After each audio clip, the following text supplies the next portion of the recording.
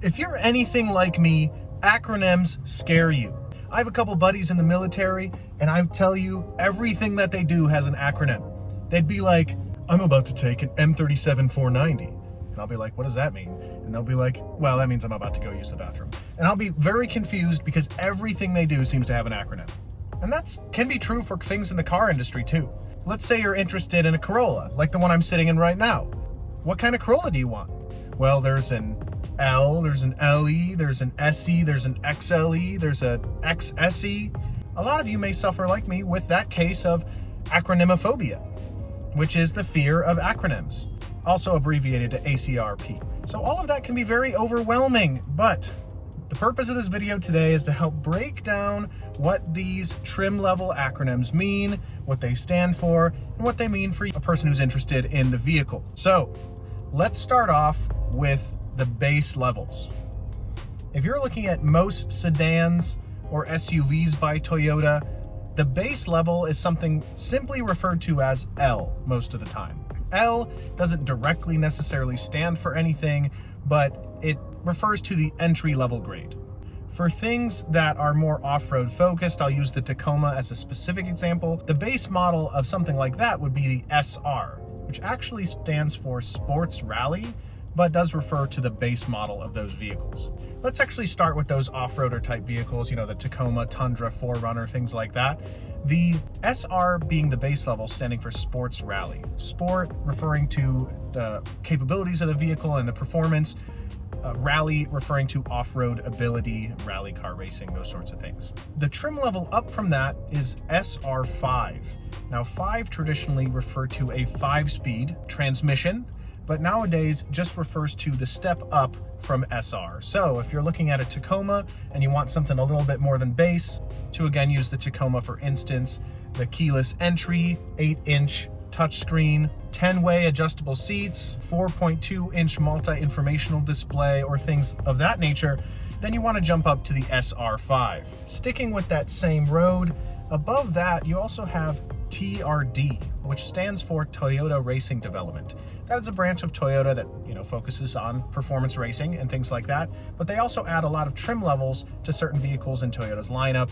Almost everything has a trim level nowadays. I'm particularly fond of the TRD Avalon, only because not a ton of people know about it, and I think it looks totally awesome. But the Toyota Tacoma has a TRD trim level, but it also has a TRD Off-Road, a TRD Pro, or even TRD Unlimited.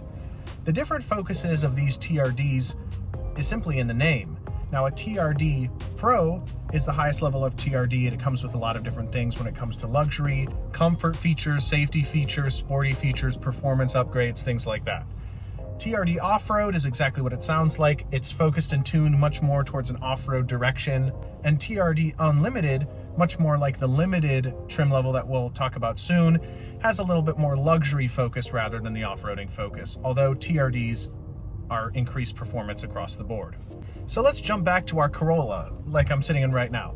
So the Corolla has a lot of different trim levels, as we started off with the L, the entry level one, but then there's also the LE, which refers to the luxury edition. There are a lot of specific specs that come in an LE, but it's going to be different across models. So something like an LE for a Corolla means that it has a moonroof, an 8-inch touchscreen, heated outside power mirrors, 16-inch wide vent steel wheels, and overall just has more of a focus on luxury. So that's what LE stands for.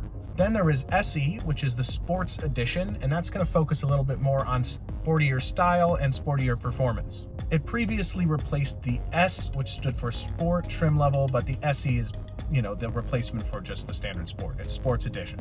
For instance, the 2020 Corolla SE has a sportier design, has a sport driving mode, which increases performance, and 18-inch machined alloy wheels. So those are sort of your base three, the L, the LE, and the SE. If you're looking for more luxurious feel, you lean towards the LE. If you're looking for a more sporty performance feel, then you lean towards the SE. But then let's add an X on it, because we all know X's are cool.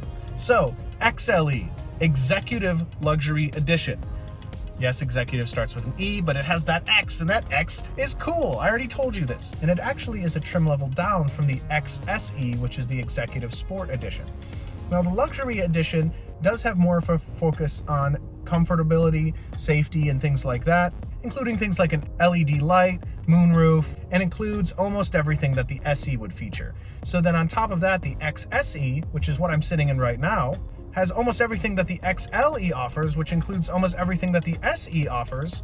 You know, add all that together, but add to that 9-speaker sound system. So this little boy would be rocking out with some tunes, dynamic navigation, and even sportier style. I think the XSE Corollas look really, really cool. So then you can jump up to Limited. Now Limited, when I always thought of Limited, I thought that was the base model, that a limited vehicle, you know, had limitations or whatever. But it actually refers to a luxury trim level, which can be a little bit misleading, at least in my opinion, but just keep that in mind. It actually can be one of the highest trim levels of some models that increase even higher with luxury options. Then there are Trail editions. These are going to focus more on our off-roaders, things like the 4Runner, and the Trail really does focus on more off-road type features. It's a little bit more specialized that way. A lot of vehicles now in Toyota's lineup are getting what's called a Platinum trim, which is going to be your highest level. They might have Platinum in conjunction with some of the naming of other trim levels, but Platinum is simply going to be your highest level. Like for instance, the new 2021 Sienna that's coming out in about a month, November 2020.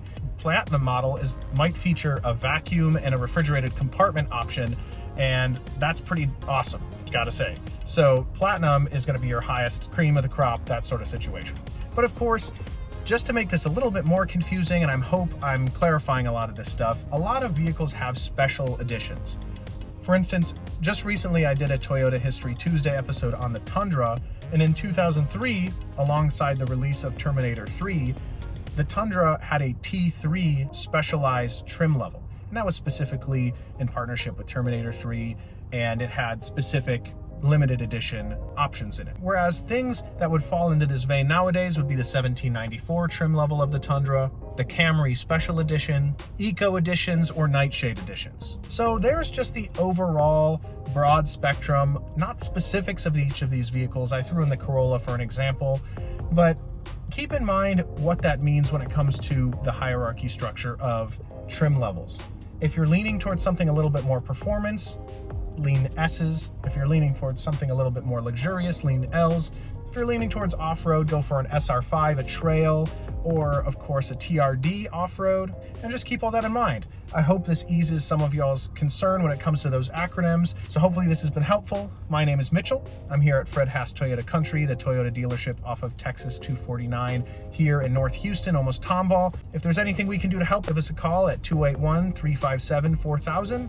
And I'm looking forward to seeing you in the next video. Thanks a lot.